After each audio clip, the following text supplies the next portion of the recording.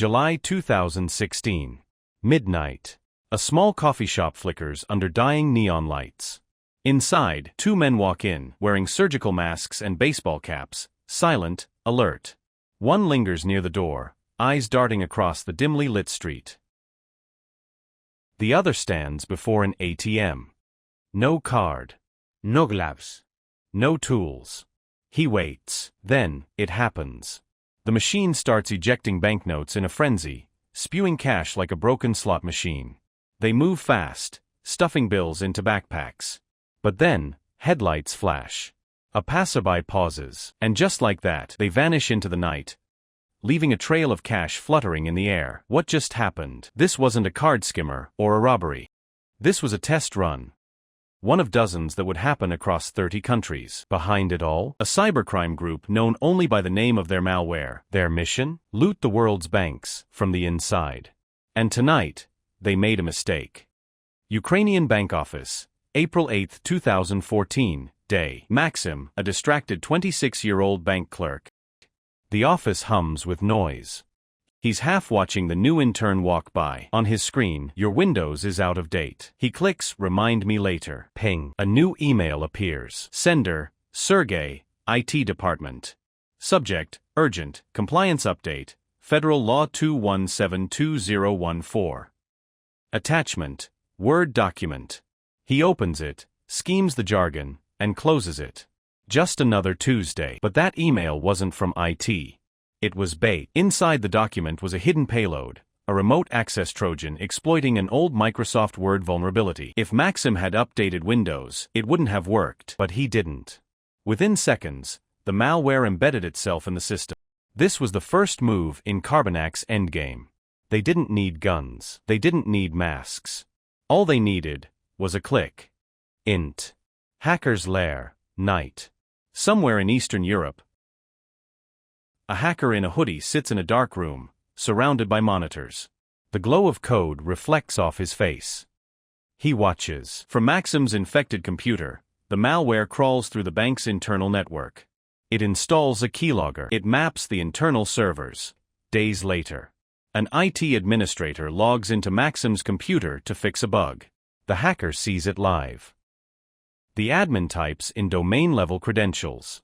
Username, password, captured. With that password, the hacker became a digital ghost inside the bank's network. He could see emails, transfers, security footage. He could control teller machines, change code, issue commands. And he didn't act immediately. No, he studied, waited. Carbanak didn't rob banks in a day. They infiltrated them over months. Int.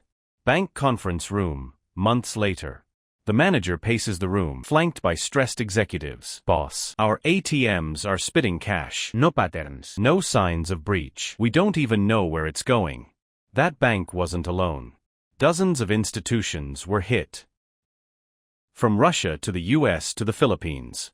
And the tools used? Perfectly tailored to each victim. Yuri, an elite threat analyst at Kaspersky Labs, pores over code. His team is investigating what seems like a targeted virus.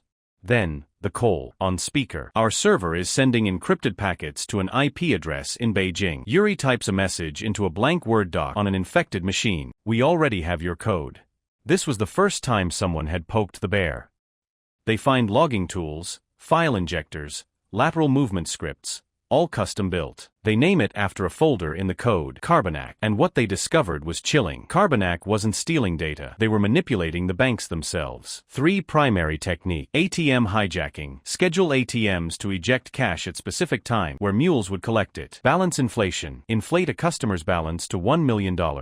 Withdraw $10,000, then reset it to avoid detection. Swift network exploits. Initiate fraudulent wire transfers to overseas accounts. Carbanak wasn't just hacking. They were impersonating employees, redirecting CCTV, and rewriting ledgers. This was corporate-level fraud on a cyber level.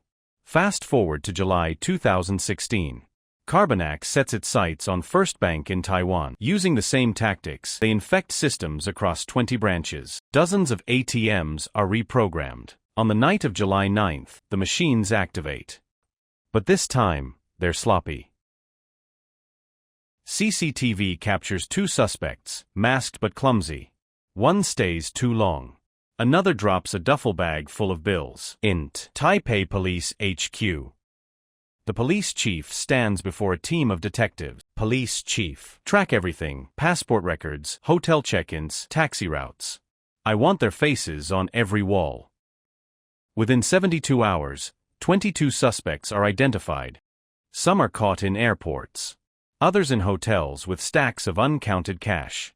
One hides his share inside a train station locker. Another uploads a photo of his cash pile to Instagram. The operation retrieves 90% of the stolen money, around $70 million. Photos of money mules, instructions, drop points, and a fragment of an IP address, leading to Spain. March 6, 2018. A luxury villa on the Mediterranean coast. He has no idea his house is surrounded. Spanish National Police storm the compound. They find luxury watches, 2 BMWs, over $500,000 in jewelry, and 15,000 bitcoins. In 2018, those coins were worth over $160 million. Dennis is arrested. Authorities claim Denis Tokarev, aka the teacher, was the mastermind behind Carbanak. But the money, most of it, is gone. Carbanak used cryptocurrency mixers, fake companies, money mules, and shell banks to move and launder the stolen funds. It vanished across 5 continents. And Dennis? He wasn't alone. Interpol estimates 10 to 30 members formed the inner circle. Their malware? Lives On, reborn under new names: Joker Stash, FIN7, Cobalt Spider. Narrator Vil. Carbanak didn't just steal money. They rewrote the rules of cybercrime. They showed that a phishing email could bring down $1 billion bank. OUTRO, Lessons from the Vault. Int. Global Cybersecurity Conference. Day. Yuri stands before a massive screen displaying a timeline of attacks from 2013 to 2018. Yuri, grave. All of this began because someone didn't update their software. We teach people to lock their doors. But what about their inbox? Narrator Vil. Carbanak taught the world a painful lesson. In the digital age, a vault isn't made of steel. It's made of code. And one mistake, one lazy click, can empty it all. Fade to black.